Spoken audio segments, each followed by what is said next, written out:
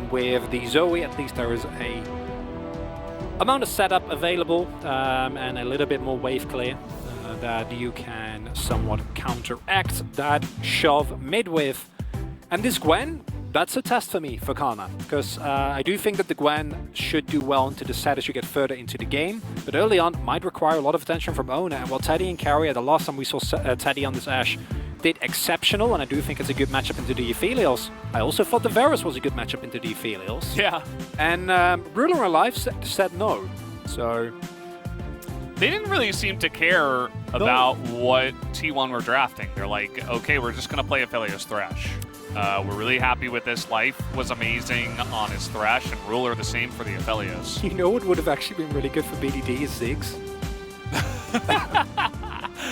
Yeah, I actually would have liked to see it, but... Did it come through?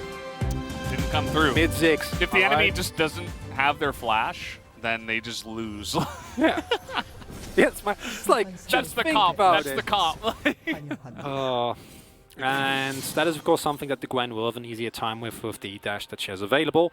Also, Karna going for Ignite, which I do actually really like into the set. Cuts down on the healing in case of an all-in, and might provide you with even more threat. And this is the key thing, is how you go into the mid to late game as T1. Because if you are putting Karna in a position where he's relatively even, he can be a big side lane threat, then I think you're going to feel a lot better. If Rascal can match him decently, is able to get ahead early, and you lose that pressure point, I think that the T1 composition is still very good into what GENG has here, right? If you kind of botch and engage as Rascal and Clid, then you get blown up in seconds between the kiteback that the T1 comp has available.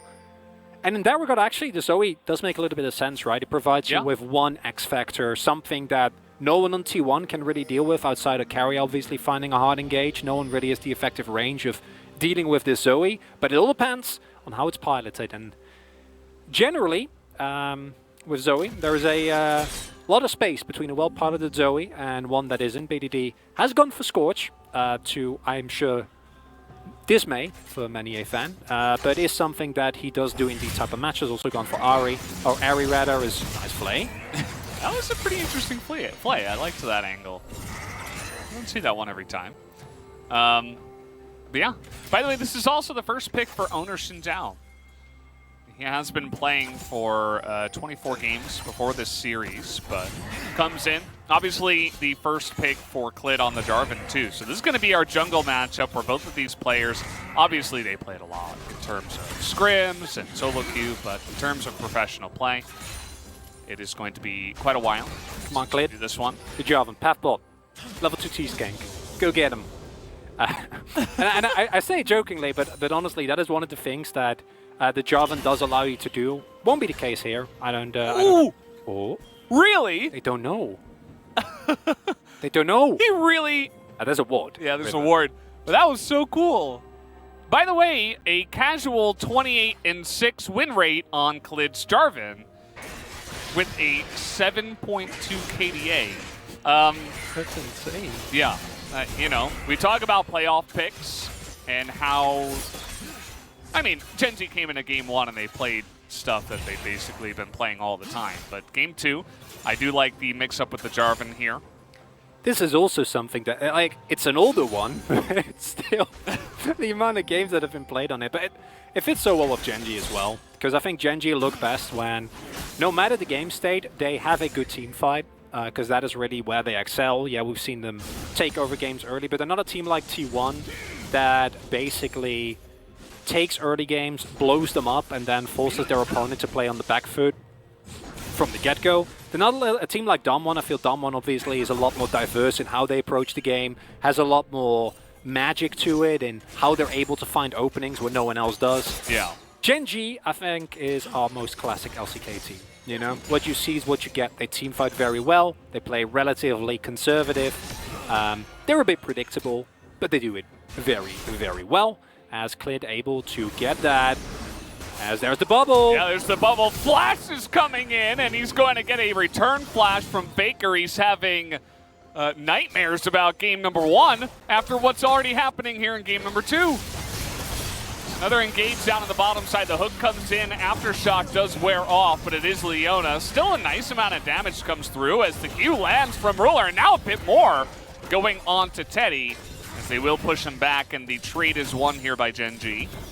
And Kana using the initial priority, I assume he had to go and pick up the Rift Scuttler, denying that from Clade, which is nice, but his own jungler still doesn't get it, and there's a huge wave that is about to hit the turret.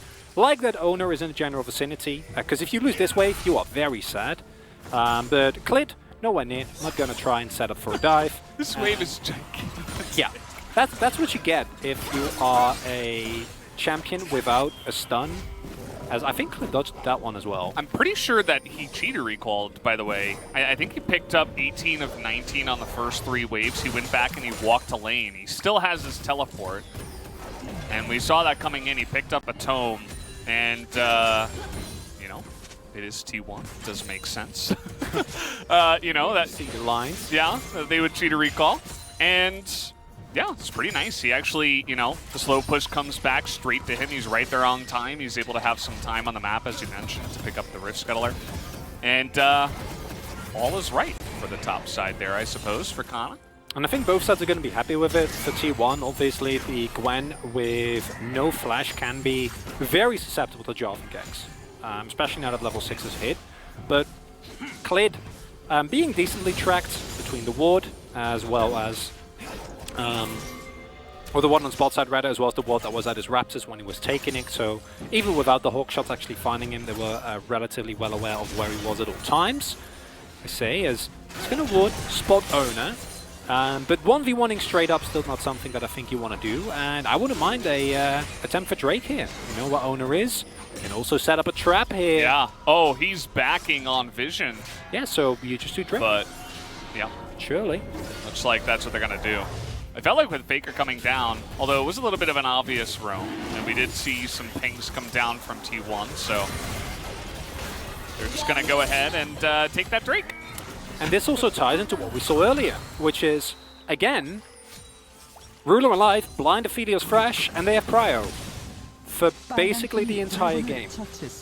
And that is starting to become a problem, right? Because it's the reason why you see GENG considering for a little bit to maybe go in of an aggressive play, BDD, pathing towards that that jungle, but then like why would we? We can just pick up a free Infernal. Always going to be happy with that with the champions that they have available. A lot of power there. As Rascal sees owner, says hello, backs off again. And that I think is something that, again, the lack of attention that's being paid towards that top side is something that you're going to be relatively happy about, because as Kana, if you can just get through this lane, you're going to feel very good in this matchup, right? Like late game, the Gwen absolutely demolishes the set in terms of 1v1, and while set provides a lot of utility. Oh. It's the second cannon we've seen him miss, actually. That one hurts. Missed the one under the turret. Oh! That one made Jonah Strong really angry. He's shooting him as well. He's relentless, Valdez. Yeah, and now we're just going to have to watch the rest of it. He won't stand for it. Okay. Okay. Oh. Okay, so he gets the other ones, surely.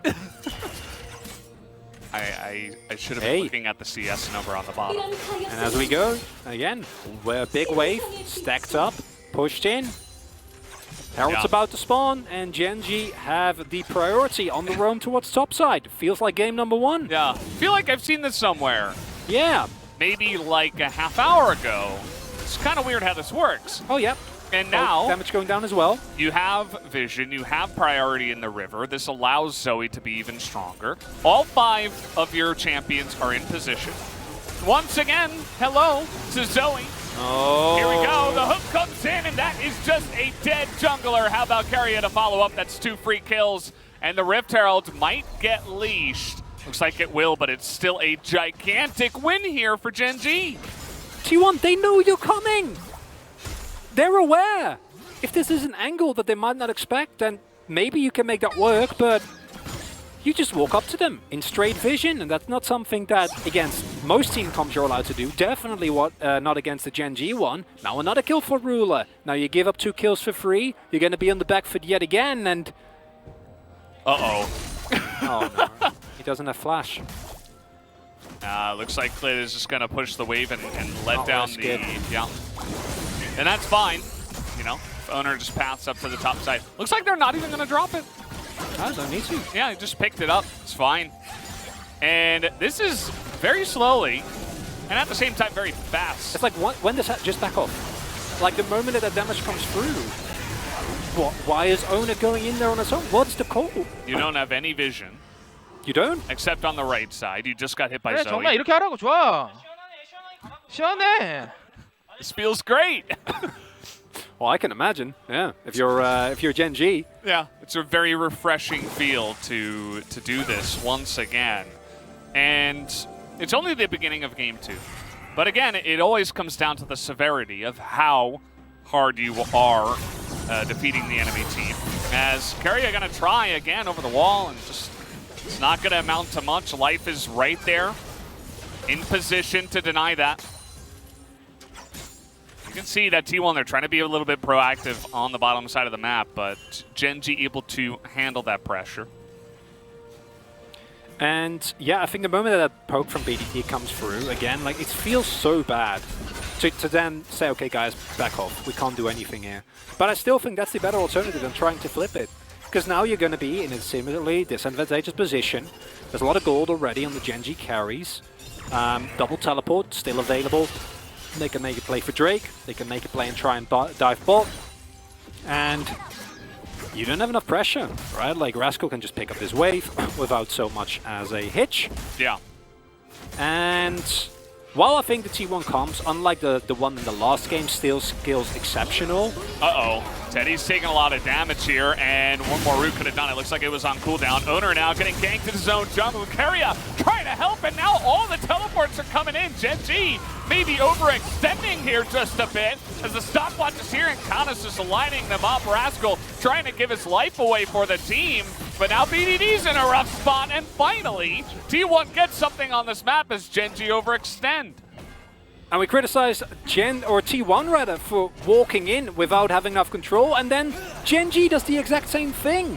Incredible amount of gold that's still in the pockets here, because Rascal hadn't backed. They're going in with two people here on a Xin, right? So you know that the damage that BDD is going to provide, not going to really do anything. Really nice ultimate from Teddy there as well to set up, and when you know that the teleport can come through, and Ruler isn't in a position to immediately walk up, no need to go for this. And just like that, T1 says thank you very much. That's a kill to our Gwen, who's now 2-0, and that side lane pressure is going to be terrifying, but the Gwen, of course, with the amount of survivability she has, also going to be a menace in team fights.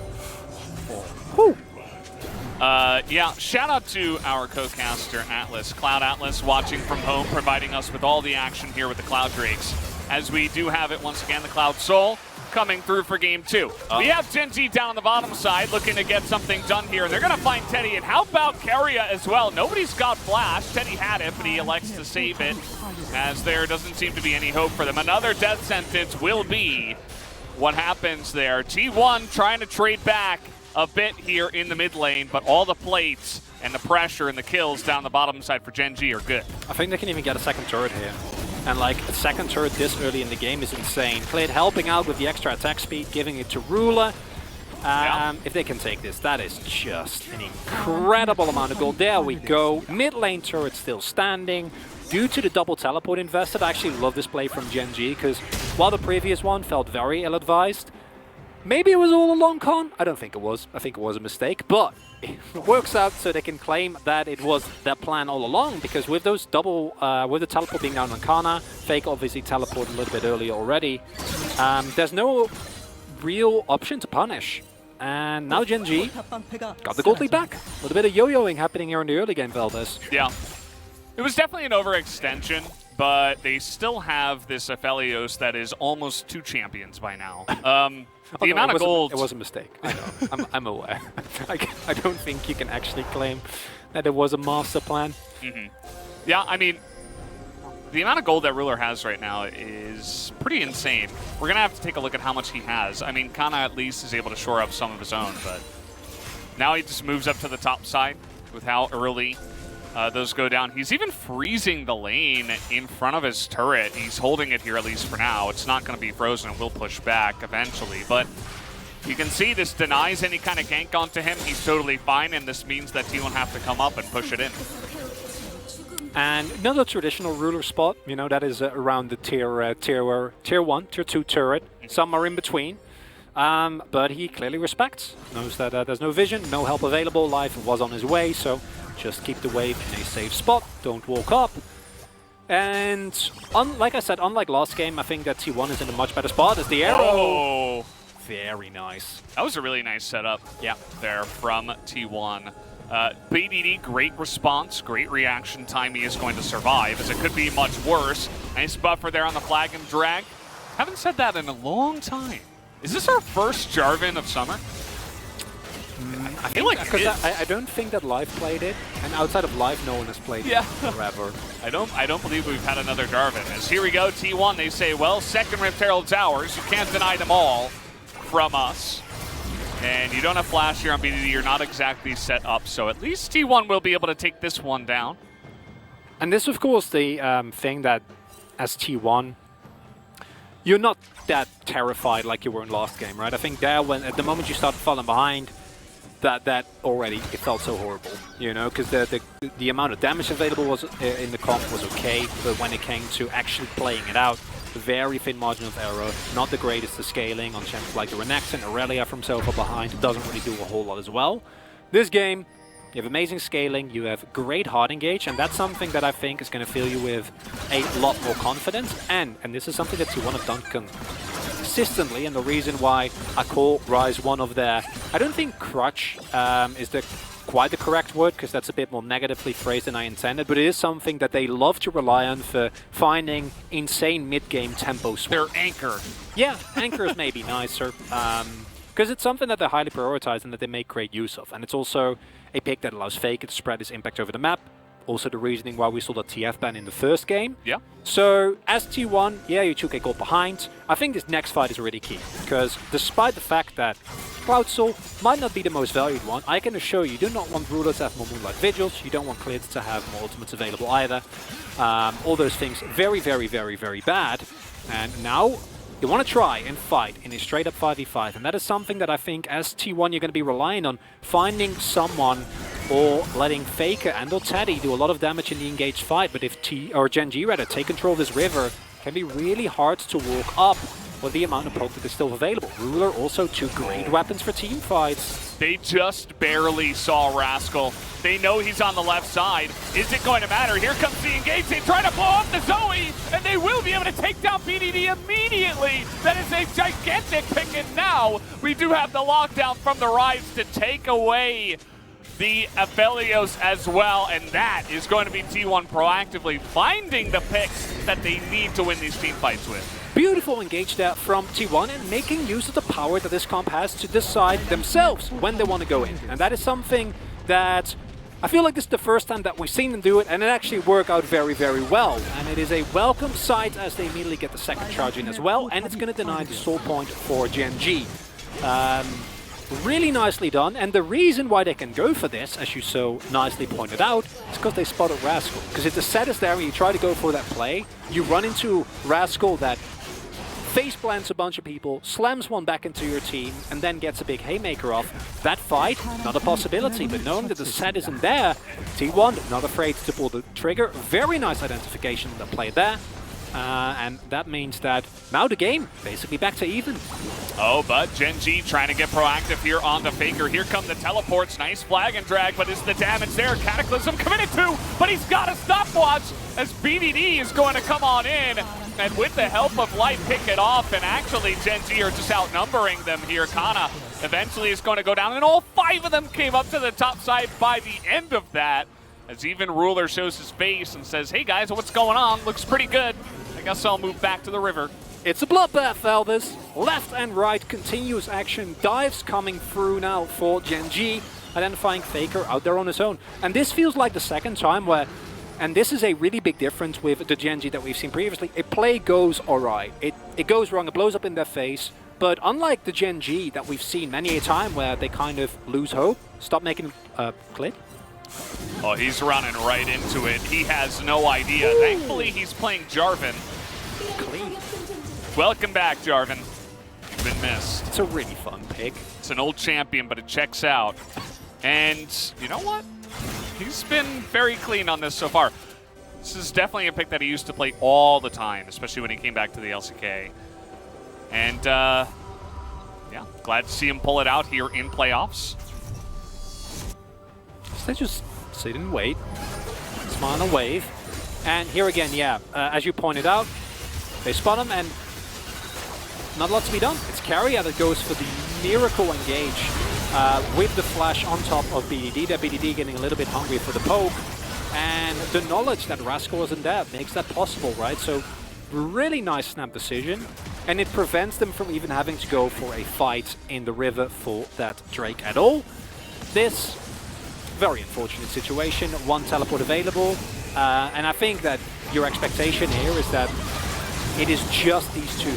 Fortunately for T1, if you don't commit Kana's teleport here, it's unfortunate, but not the worst. Now you waste another summoner, Faker, and Kana die, and you still lose the turret. So it's definitely a worst case scenario as more scuffling here in the river. And yeah, already said it was a bloodthirsty game, and I expect this to keep happening because both these two teams are at their best when they can fight toe-to-toe. The lack of large or rather long range on most of them, BDD notwithstanding, is one of the main reasons. There's not that much non-committal damage that is to be found there for either team, unlike last game where T1, even in the disadvantaged position, could just kind of sit, throw spears, take it easy, you know, try and get some arrows done. But this time, when you go in hard.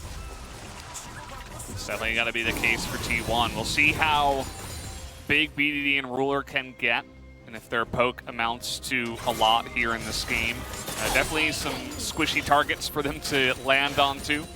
Even the Xin Zhao, it's kind of annoying for him to play because it's like, as you mentioned, non-committal damage.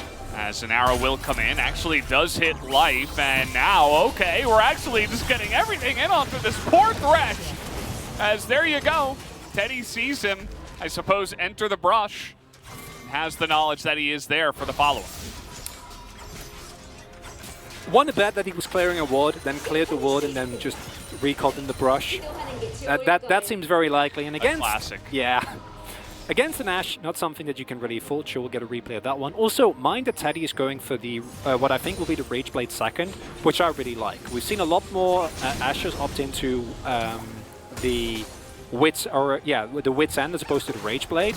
And it does take away a lot of your damage, right? And it is something that provides you a lot of survivability, but into a composition with only a single AP threat, don't think it is quite as much of a necessity, and does mean that especially in a single target situation, it's going to be a lot... No. There we go. Just check in for Baron, and you get a discount deal. You get Thresh as well. It's a freebie. It's a good deal. Yeah. Like, yeah. I'll order that. Thresh is worth a lot, so... yeah, it's 2 and 3. Definitely a nice little trade there. Look at this gold grab. Yeah, it's does look like it is trending up a little bit away from GENG. This T1 have been taking some big fights. GENG currently in the lead, but it's like 300 gold, so it really doesn't matter. Comes down to if T1 can use the engage that's in their composition, or will they just get poked away by BDD and then a potential follow-up engage from GENG. Will come down to execution. Either team can be in a good spot in this game. GENG checking their flanks, making sure nobody's there behind them, as the arrow will come in, and it is going to hit the Thresh once again. They're just bullying him here in this game. As down will go the support, and that's all you got to do. That Moonlight Vigil is nothing compared to the amount of damage they just did to life, as now it is just the Cloud Drake. You can see the amount of poke is still coming out here from BDD, but it doesn't look like GENG want to fully commit, although they are sticking around for just a bit. Now we got Kana on top of Rascal. We got the engage as well. Owner trying to help out on the bottom side, and GENG able to disengage up on the top side of the fight. Second time that we see the power that comes through with his hard engage. Okay. Sever him, trying to get that damage done, but now you're just going to get Realm Warped on as Ruler not able to get the kill. And he just gets flashed away from, and his entire team a bit baited in by this. As Kana, oh, okay, well, he gets away. And that's really all that matters there. And really nice punish there, again, making use of the realm of not to pick up an objective, but to pick up a free kill on Ruler. And GENG, you notice hard engage is available, right? And for the second time, basically, get caught off guard, not ready to actually deal with it, and after such a good initial game from Life, the issue, of course, is that if Life flashes that, it hits someone way more valuable. So there isn't really a good way to deal with that, and with the vision they had available, maybe be a little bit more respectful, or have another type of zoning instead. It's a free pickup on Life, and this poke is nice. Oh, Ruler. Of course he goes for it. It's understandable considering the type of player that Ruler is, but it's a beautiful bait by Teddy, who gets very close to dying, but does make great use of the shield bow survivability, and is completely fine from the onset. Which means that now, it's a small gold lead, but a gold lead nonetheless, 2 Drakes against 2. This game, very close, Valdez. Yeah. And oh, look at that. Yeah. As I said, you know, we're trending up. How many times do you think it's going to go up and down again? Take a guess.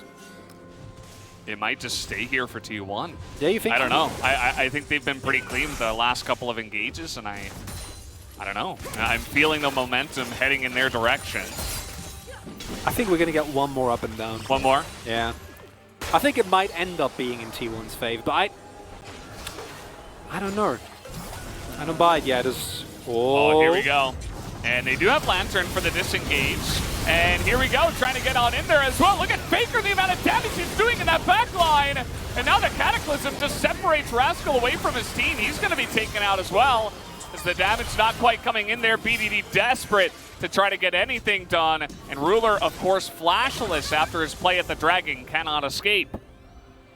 An incredible player from T1. And I think you might have been right, Veldas. Maybe we're not going to see that gold grab go down anymore. Klid's still alive, though, and that means the possibility for a steal is available. BDD also there. That's 2 smites against 1. Oh, boy. Oh, you might just want to back away from this one. BDD, I mean, they know that he has smite. You can't. Yeah, just back. Can't do it. And that is... Ooh. That feels bad, but it's the right decision. And... yeah, the amount of damage that Kana and Faker were able to do in the choke point was revolting, honestly. Again, it was all set up by Faker going very far forward here, but look at this, a combination of these bounces, and then once Kana comes in, able to throw out the needlework, zone both Klid and Rascal completely away, and this is exactly the type of situation Zoe doesn't deal with very well, right? Zoe needs time, and what I'm loving from T1 here is that they're not giving any time. Like, last game, GENG did the same. On cooldown, Shurima shuffle, kill Faker. This game, the moment you see someone, arrow or solar flare. Either works. Yeah. Whew, barely misses. Quite literally, like we're seeing it on our screen. Yeah. Just as you're saying. And I love that. I think that's exactly how you need to play, because if you give GENG actual time and they can get into a position where they can team fight, I think it's not a reason to expect that they might out-team fight you. But if you don't ever let them get there, no issue whatsoever. Yeah. Carry has been having a great game on this Leona as well. Insane. Just perfect engages every time. Like the mechanics, there's not really any mistakes being made. He is finding the right target every time as well. Like the play here in the mid lane onto BDD. He sees the Zoe very far up. We kill the Zoe. That time he saw Ruler without his flash. You go on to the Aphelios without flash. And... you know, when you say it, it sounds simple, but to be able to be that clean and set it up every time is impressive. Had the follow-up arrow from Teddy as well, hit Ruler straight in the face. So he wasn't able to do anything in that fight. And generally, Aphelios' deal with hard engage, but you need to be in a position to actually kite them back. If you're in the front and you're getting poked down and you're getting stunned, then you're just going to die because you're a squishy AD carry without any mobility. So, you know, the positioning will be of the utmost importance here for Ruler. It's going to be a third Drake, and the amount of cooldown reduction that is going to be available for the ultimate is going to become a bigger and bigger problem, right? It might be a full Drake stall, and might I remind you, I talked about on-cooldown arrows and solar flash. That's only getting worse, Valdez, and that's not something you're going to feel good about. And whereas in the last game, we clearly saw that the entirety of GENG was a threat. There was Rascal on the cannon, there was BDD on the Azir, there was Ruler on the Aphelios. In this game, there is only one. It's really just Ruler. And if you can catch Ruler, game's over, right? Because BDD not in a position where you can solo carry these fights. Rascal, really much more of an enabler than anything else, has the Black Cleave to try and augment Ruler's damage as much as he possibly can. And yeah, Glit's doing okay, but you are not at the point anymore where the Jarvan can reliably take out someone, right? He needs help, he'll be very tanky, he'll bring some damage, but not, that's 60 seconds, and that's level 2. So yeah. And he's close, a couple more levels. I don't know if he'll get there before the next fight, but it's okay. I mean, I think he'll be fine. Even the one arrow can be enough. Kana up here on the top side, he's going to take down a top turret. This time we're kind of seeing a repeat from game 1, where there's no vision here around the Baron. And this time it's T1 in the driver's seat, of course. And this is terrifying, right? Because you need to, you're moving in against a team with so much hard engage. Feels terrifying. Okay, it seems like they have an idea. Here's the flank from the top side from Kana. As the engage comes in onto Clid, the TP now from Rascal is going to be good. They don't actually find the engage to T1, and they will pull off the Baron. So no big committal from either team. Nice thing here, though, is that you force a Rascal's flash, or a teleport rather, which now means that you can put Khan in the side lane, have him pressure aggressively. He is at the point where, even if you send through people, there's a risk that he trades 1-for-1, right? Especially with the Ignite level 16 now on the Gwen, incredibly fed, has the level 3 Needlework available, has Stopwatch as well, meaning that if you go in and you don't execute it cleanly, you might still give up a kill. And if you move up, get spotted, and the entirety of T1 just starts a Baron, and Kana gets out, is able to teleport, you're going to have a man advantage there.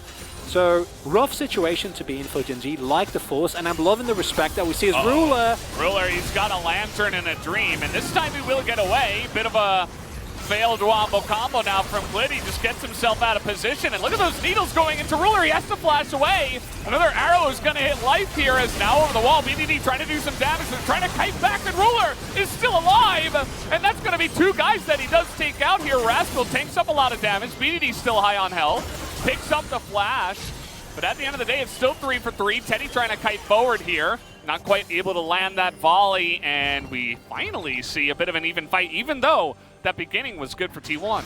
It's a 2 for 2 trade. The key thing, though, is that when it comes to the summoners invested, I think GENG definitely on the worst end of that, because now Ruler, both summoners gone, and haven't seen this in a while, but this is a classic example of Ruler getting greedy for the wave. The punishment, or rather the attempted punishment, is there, so they can't actually get close enough. They started what? Baron?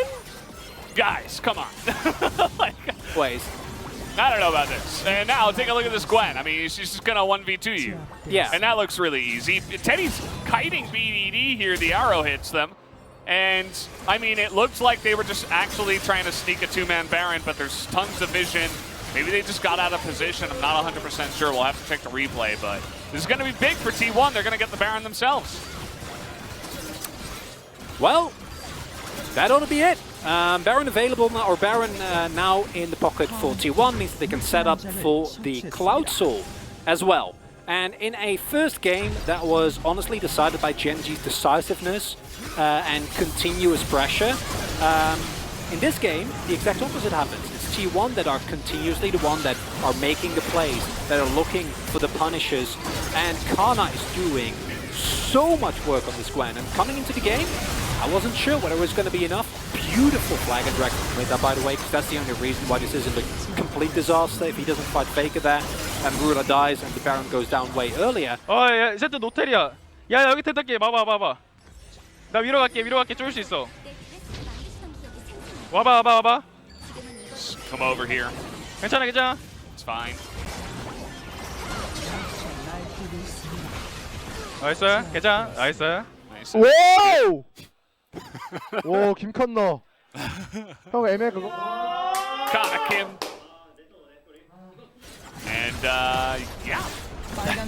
That was the play. He makes the big play, and this is pretty securely in the pockets of T1. They got one. They got some of those zipper pockets, just to make sure they don't get pickpocketed.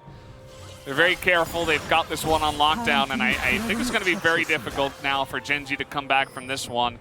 They have a fed Aphelios, you could say, but it's going to be very difficult to fight against this pressure now, especially with the Cloud Soul. As a fan of 5 games, I am overjoyed. This is looking good, Valdez. This is the way. This is the way.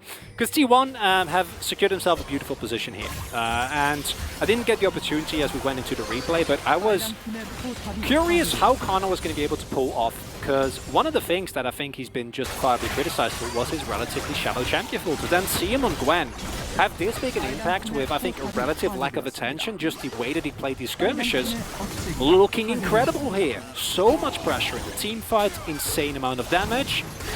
Not afraid at all to just walk up. Rascal. Yeah, you're on vision. By the way, Ruler, once again, he has to use this cleanse. And that's just free. I mean, look at Keria, the cooldown on his ultimate, it's only halfway. I didn't even complete my sentence. Yeah. That's like a 30-second cooldown. It's 40. Yeah, because now it's halfway and it's 20 seconds. So that's not a lot, Valdez. 40 seconds on a cross-map hard engage tool that combos into everything that your team has. I think it's less than 40, actually. It's really low, we can say. Well, it's between 30 and 40. No, I looked at the seconds counting down.